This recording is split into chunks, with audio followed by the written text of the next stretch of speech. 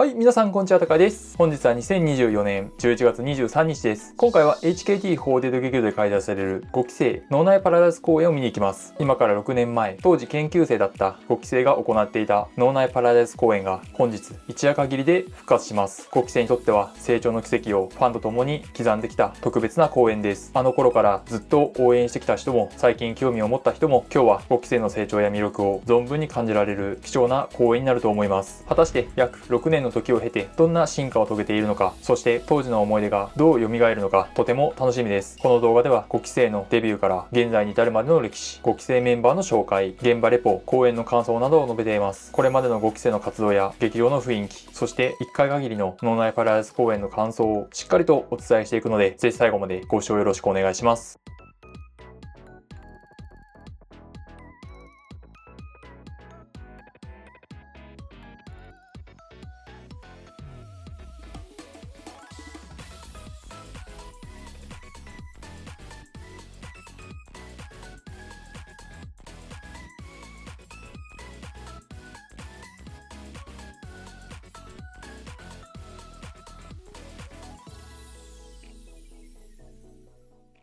それでは5期生のデビューから現在に至るまでの歴史について詳しく振り返ります。2018年5月27日にマリンメッセ福岡で開催された HKT48 春のアリーナツアー2018、これが博多のやり方だにて第5期生オーディション開催の発表がありました。6月24日にオーディション開催に先駆けて現役メンバーから活動内容やオーディション合格秘話などを直接聞くことのできる特別セミナーがスカラエスパシオで開催され、一部のメンバーは参加していたようです。ちなみに第5期生オーディションのサブタイトルは好きってだけで大丈夫でした。オーディション期間を経て11月26日に西鉄ホールで開催された HKT48 周年記念特別公演でお披露目されました。 HKT48 としては初の沖縄県出身メンバーを含む14人がお披露目され、最年少は小学6年生12歳の工藤遥ちゃん、最年長は18歳の長野みやびちゃん、平均年齢は15歳でした。覚えてくださいとメロンジュースの2曲を元気に披露し、劇場のファンを沸かせました。ちなみにこの周年公演では2020年の専用劇場オープンも発表されています。2019年2月18日に5期研究生脳内パラダイス公演開催が発表。2019年3月30日に初日を迎え、同時に5期生全員の公演デビュー日となりました。しかし全てのメンバーがフル出演できたのではなく、前半曲または後半曲のみの一部出演だったメンバーもいます。そのためか初日公演以外は原則12人で公演を行っていました。6月28日から7月7日の期間中、ショールーム×ポップティーン紙面掲載券争奪イベントが開催されました。対象メンバーはお披露目から1年未満の AKB48 姉妹グループのメンバーで5期生も参加しています。結果は残念でしたが、このイベントは市村愛理ちゃんがショールーム毎日配信を始めるきっかけとなったイベントであり、今では5年以上も毎日配信を継続しています。2020年2月23日に竹本くるみちゃんの生誕祭が行われ、この公演がコロナ禍前の最後の脳内パラダイス公演でした。以後2021年1月26日までの約1年間公演ができない日々が続きます。9月8日にショールーム配信にて工藤遥ちゃんが卒業を発表。10月12日に卒業配信番組はるちゃんを送る会をニコニコ生放送と YouTube ライブで生放送し、同日をもって HKT48 としての活動を終了しました。2021年1月26日に無観客で脳内パラダイス公演が再開。2月20日から HKT48 劇団はじめますの上映を開始。この演劇は HKT48 のメンバーがそれぞれ挑戦したいキャスト、スタッフに立候補、企画、プロデュース、演出、出演、音響、美術、主題歌などオンライン演劇に関わる全てを自分たちで作ることをコンセプトに企画されました。5期生は衣装や音響を中心に様々な役割で活躍しました。3月1日に約1年ぶりに有観客で脳内パラダイス公演を開催。この公演で小川さなちゃんが卒業発表しました。5期生の卒業発表は昨年9月の工藤遥ちゃん以来2人目です。工藤遥ちゃんはショールーム配信で卒業発表をしたため、今回が初めてステージ上で直接見る同期の卒業発表でした。3月22日に卒業公演が行われ、アンコール後に栗山里奈ちゃんと田中よりちゃんと共にハート型ウイルスを披露。最後は一人一人と顔を合わせ涙ながら草原の奇跡を披露しました。3月31日に HKT48 公式 Twitter で博多七色公演終了とチーム公演の再開に合わせて上島楓ちゃん、水上りみかちゃん、石橋いぶきちゃん、竹本くるみちゃん4人の正規メンバーへの昇格発表がありました。上島楓ちゃんと水上りみかちゃんはチーム H、石橋いぶきちゃんと竹本くるみちゃんはチーム K 4に昇格。脳内パラダイス公演への出演は4月8日まで、以後は各チーム公演に出演しています。同時に脳内パラダイス公演はこの日をもって一時休演し、12月末までの8ヶ月間行われていません。2021年7月24日に福岡国際センターで開催された HKT48 リクエストアワーセットリストベスト50 2021では5期生楽曲真っ赤なアンブレラが第1位に選ばれました。当時一番後輩だった5期生の楽曲が1位に選ばれ、これからの HKT48 の明るい未来を感じました。11月6日の博多七色公演で上島楓ちゃんが卒業発表。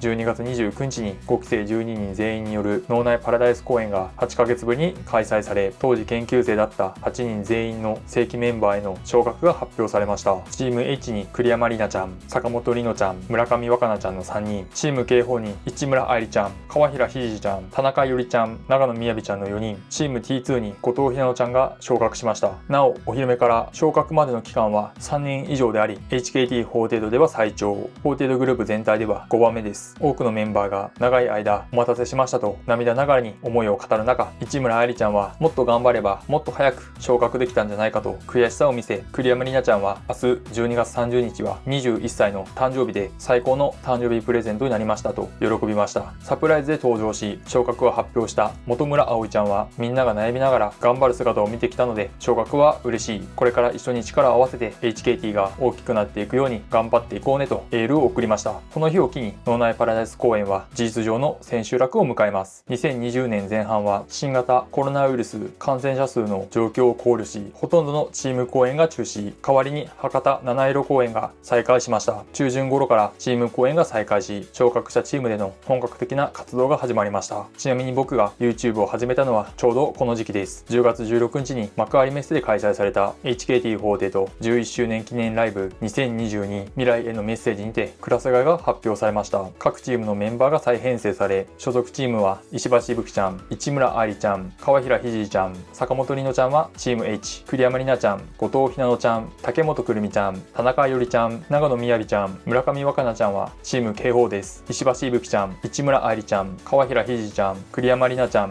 後藤ひなのちゃんの5人はチームが変わり、特に石橋いぶきちゃん以外の4人は昇格後のチームで活動したのはわずか1年ほどでした。2023年2月から新チーム体制がスタートし、現在の体制に、この年はこれはもてんばい3やシャーシー彼女などの舞台に多くの5期生が出演しました。1月19日に村上若菜ちゃん、5月12日に後藤ひなのちゃん、6月1日に長野みやびちゃんが卒業発表、12月20日に17枚目シングルバケツをかぶれが発売され、竹本くるみちゃんと石橋いぶきちゃんの2人が初のダブルセンターに選ばれました。また次の18枚目シングル僕はやっと君を心配できるでも2作連続でダブルセンターに選ばれます。2024年も23年同様、体育教師たちの憂鬱やあなたが眠りにつく前に、日の国物語などの舞台や映画に多くの5期生が出演しました。また日本食品株式会社博多の香り25周年キャンペーンテレビ CM に石橋いぶきちゃん、竹本くるみちゃん、立花心ちゃんの出演が決定しました。テレビ CM は6月14日より福岡県と熊本県限定で放映されています。さらに10月1日から博多の香り粗挽きウインナーの販売が開始しました。劇場やおしゃべり会の会場で購入できます。そして10月22日にインスタライブにて5期生7人による脳内パラダイス公演の開催が発表されました。本来は5期生の5にかけて5周年の時に行う予定でしたが、日程の都合で実現せず6周年となるこのタイミングで開催することになりました。本日2024年11月23日に一夜限りで脳内パラダイス公演が復活します。次に本日の公演の出演メンバーを紹介します。出演メンバーは石橋いぶきちゃん、市村愛理ちゃん、川平ひじちゃん、栗山里奈ちゃん、坂本里乃ちゃん、竹本くるみちゃん、田中よりちゃんの7人です。石橋いぶきちゃんは2016年開催の4期生オーディションに応募したものの落選、5期生として加入後14枚目シングル君とどこかへ行きたいで初選抜、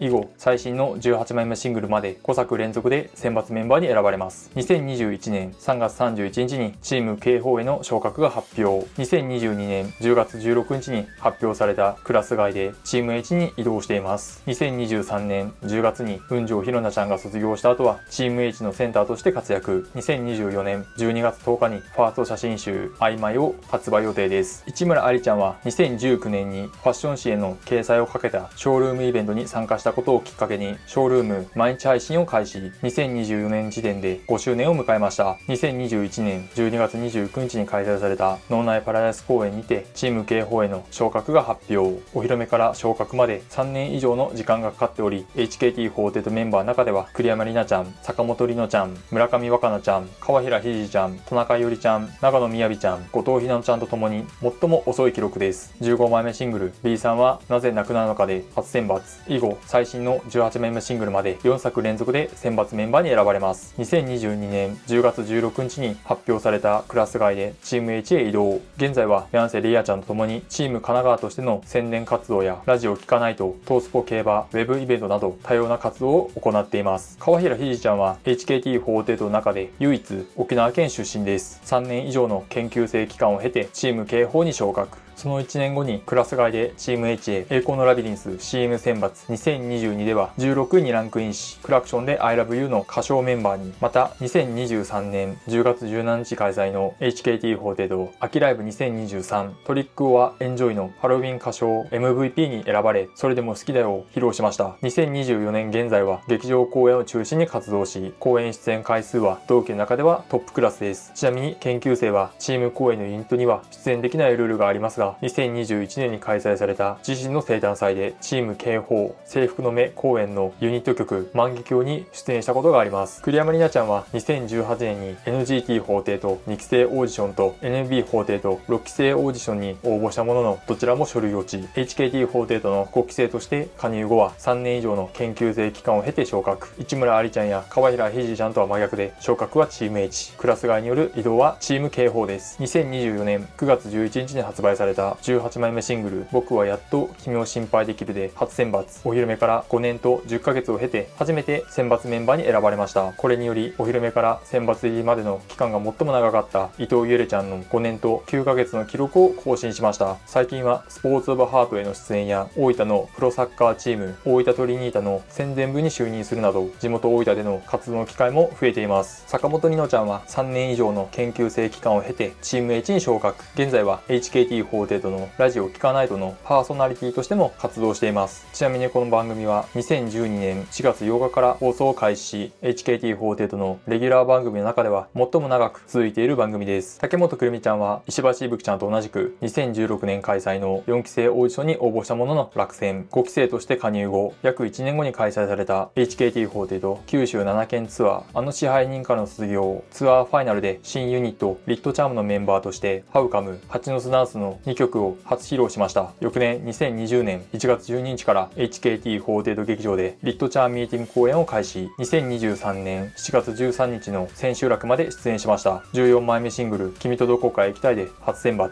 以後最新の18枚目シングルまで5作連続で選抜メンバーに選ばれます。2021年3月31日にチーム警報への昇格が発表。2022年10月16日に発表されたクラス外でも移動はなく、チーム警報として活動を続けます。最近は17枚目シングルと18枚目シングル2作連続でダブルセンターの一人に選ばれ、同じくセンターの石橋いぶきちゃんと共にグループの顔として新聞や雑誌などのメディアを中心に活躍しています。田中伊織ちゃんは竹本くるみちゃんや石橋いぶきちゃんと同じく2016年開催の4期生オーディションに応募したものの落選。ちなみに3次審査で自分の隣の隣にいたのは合格した地頭へ姉ちゃんだったようです。5期生として加入後3年以上の研究生期間を経て昇格。最近は地元熊本で活動する機会が増え、熊本で放送されている HKT48 チーム熊本よかもんめっけ隊に出演。さらに今年秋に放送される熊本市益城町を舞台としたふるさと映画火の国物語にも出演します。また熊本市が実施する熊本水検定3級に合格するなど、今後も地元熊本での活躍が期待できそうです。そして卒業メンバーは今回の公演には出演しませんが、良い機会なので簡単に紹介します。小川さなちゃんは佐賀県出身メンバーを集めたサガーズの一人として地元ラジオ局のレギュラー番組に出演。オンライン演劇 HKT48 劇団始めますでは劇団ミュンミツの宣伝広報を担当。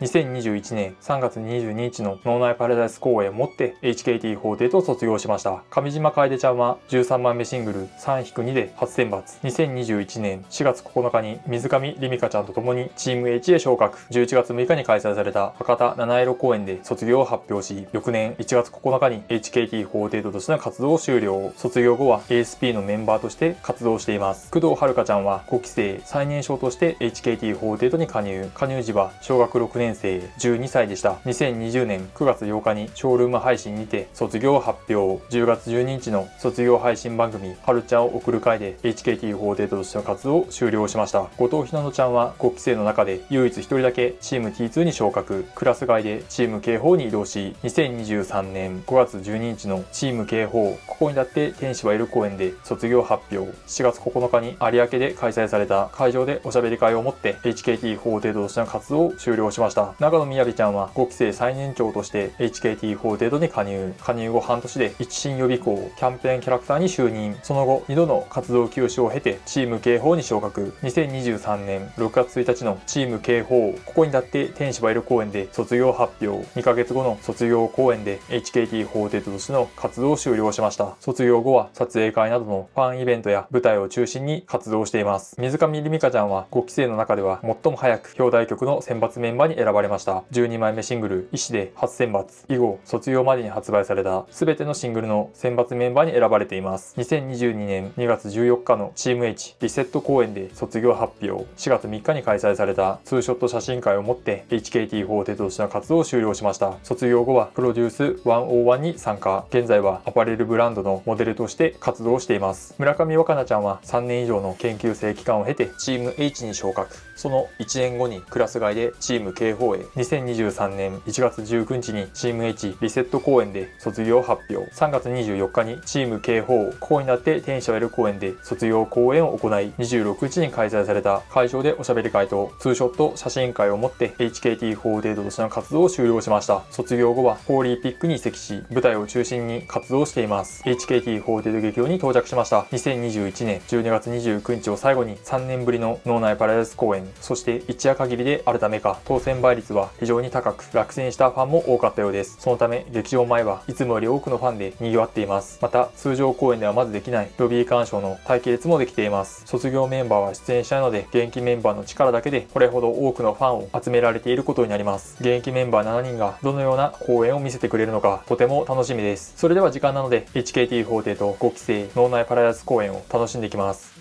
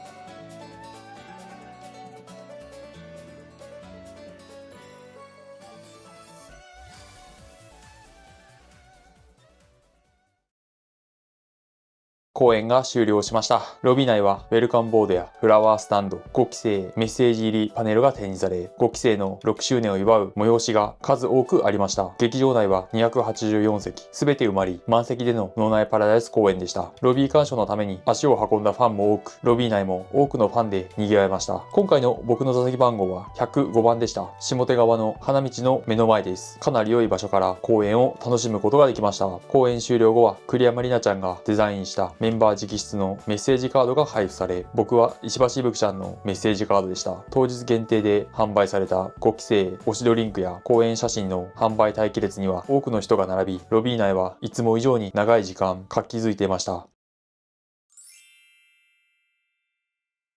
それでは今からセットリストをもとに本日の公演を振り返ります。公演前の影アナウンスは5期生全員で行いました。ステージ裏からエンジンの声が聞こえ、オーバーチュアが流れた後に公演が始まりました。オープニング曲は友よを披露。脳内パラダイスのイントロを川平ひじちゃんがつなぎ、この勢いで前半3曲が終了しました。自己紹介 MC のお題は今日の意気込みでした。石橋いぶきちゃんはとにかく楽しむ。田中いおりちゃんは最高の一日にしたい。竹本くるみちゃんは昔の私たちにこれだけ成長しようって胸を張りように頑張る。栗山里奈ちゃんは大人になった私を見せたい。川平ひじちゃんは5期生の個性に注目してほしい。市村愛理ちゃんは初期の頃と同じく全力のパフォーマンスをしたい。坂本里乃ちゃんはこれからの曲も楽しむと話しました。また次のユニット曲の準備のため一人ずつ MC が終了した後に舞台裏にはけていく様子は少人数の公演らしくとても新鮮でした。ユニット曲は泣きながら微笑んでを石橋いぶきちゃん、マリアを竹本くるみちゃん、田中伊織ちゃん、栗山里奈ちゃん、君はペガサスを川平ひじちゃん、市村愛理ちゃん、坂本里乃ちゃん、骨骨ワルツを石橋いぶきちゃん、竹本くるみちゃん、そしてくるくるパーは川平ひじちゃん、田中伊織ちゃん、栗山里奈ちゃん、他のメンバーも曲の途中から参加し7人全員で披露しました。終盤戦はクリスマスがいっぱい、シアターパイレーツ、片思いの卒業式を披露。アンコール終了後は花と散れ、バージンラブ、シンデレラは騙されないを披露し、最後の転がる石になればオールスタンディングで行われました。竹本くるみちゃんの煽りにより一体感が生まれ、劇場内は盛大に盛り上がりました。 MC はリハーサル中のエピソードで盛り上がり、5期生楽曲真っ赤なアンブレラを披露。その後5期生の奇跡の VTR が流れ、お披露目時の映像や初めて脳内パラダイス公演を披露した時の未熟ながらも一生懸命な姿、そして昇格発表時の映像などが次々と映し出されました。これらの VTR の中にはファンが懐かしく思うシーンが多く、歓喜の声が溢れるほどでした。ちなみにこの VTR は当選者には後日無料で配布されています。そして最後は一人ずつ今回の公演の感想を述べ、田中ゆりちゃんは今日は来てくださり DMM を見てくださった方ありがとうございます。奇跡の V でもあったみたいにがむしゃらに踊ることしかできなかった頃から見てくださっている方もいらっしゃったり、今日こうして思い出のある公演を一緒に過ごすことができてすごい嬉しかったなと思いますし、6年経って残った7人だから一緒に過ごせるのが嬉しいなと思うし、今日もこうして皆さんと新しいまた新たなノーパラの思い出ができてすごく幸せでした。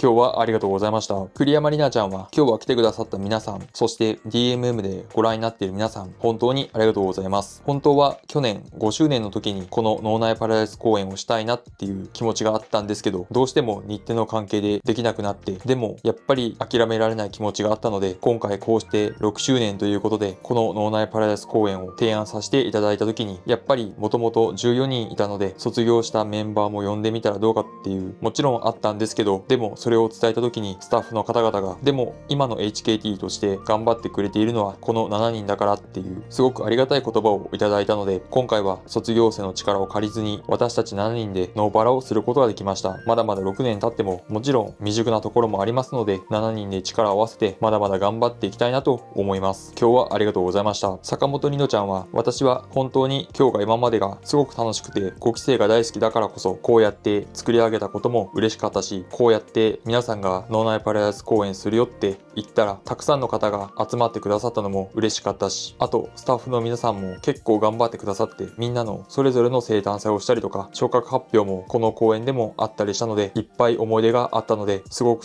楽しかったです。ありがとうございました。石橋いぶきちゃんは今日は来てくださってありがとうございました。もう成人していないメンバーは私しかいないんですけど、今こうして残っている7人でノーパラができたことも楽しいですし、13周年に向けてコンサートをしている時も5期生の7人でこうした方がいいんじゃないかなとか話し合えるようになったのもすごく5期生だなって思って、今までなんかいける人のテンションで初期はやっていたんですけど、真面目な話をしたりとか、もうちょっと HKT のためにこういうこともしたいよねっていう話をするようになって、より一層その心の距離というものも縮まりましたし、この脳内パラダイス今やるってなった時もこの7人だからこその良さがすごくあるなって思ったので、今の7人で脳内パラダイス公演ができてよかったなって思います。ありがとうございました。竹本くるみちゃんは今日は来てくださって本当にありがとうございます。やっぱり昔は本当に私たちががむしゃらだったので、ノーパラが決まった時やったみたいな、ユニット何かな楽しみみたいなすごいテンションだったんですけど、今こうやって改めてリバイバル公演としてやらせていただいた時に、本当に初期の頃すぐに研究生公演っていう機会をいただけたのがすごいありがたいことだったんだなって思いましたし、私は結構頑固な性格だったり、結構自分の目標があるとそれ以外見えなくなっちゃったりして馴染めないなって、人間関係難しいなみたいな、難しいって時もあったんですけど、時を経てこうやって7人がすごい私の性格を受け入れてくれているというか、今のこの7人がすごい心地がいいなって思うので、こうやってノーパラできてすごく嬉しかったです。今日はありがとうございました。市村愛理ちゃんは今日は本当にありがとうございました。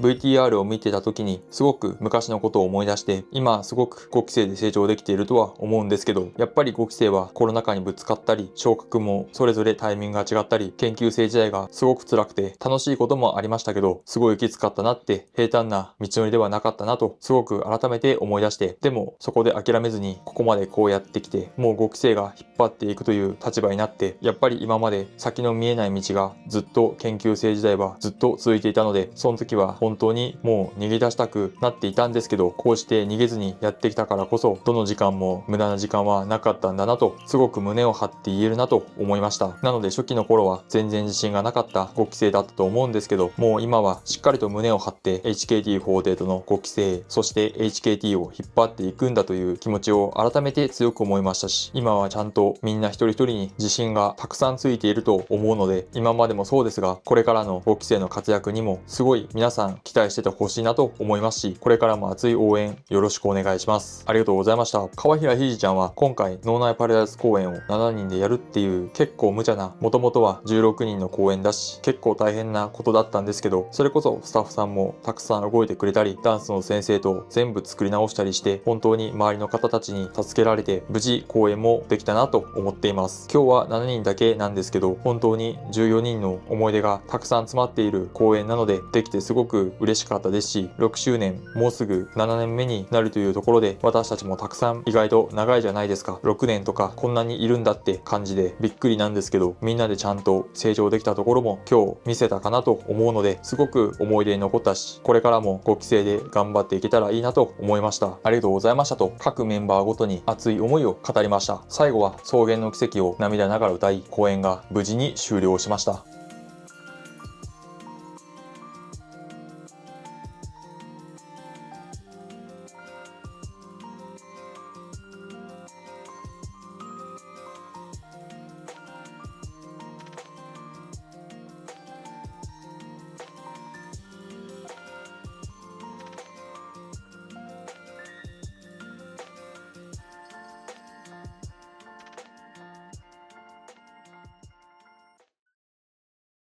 以上で本日の脳内パラダイス公演を振り返りました。2時間30分ほどの公演時間で研究生時代の3年間を全て思い出すことができた公演でした。5期生はこれまでの6年間の活動の中でコロナ禍で活動できなかった期間が約半分を占めるかなり不遇な期でした。しかしそんな恵まれない環境も5期生全員で力を合わせて乗り越えてきました。同期のメンバーは少なくなりましたが、現役で活動している7人は今では HKT48 を引っ張る中心的な立場となり、欠かすこともできない存在となりました。これからも5期生の活躍を期待しています。今回の脳内パラダイス公演は単なるリバイバル公演ではなく、現在の5期生の集大成としてファンの心に深く刻み込まれた公演でした。この動画が良かったと思った方はチャンネル登録、高評価、コメントよろしくお願いします。また YouTube の検索欄に HKT48 高谷と検索するとトップに僕のチャンネルが出てきます。そこからでもチャンネル登録と動画視聴ができます。ご視聴いただきありがとうございました。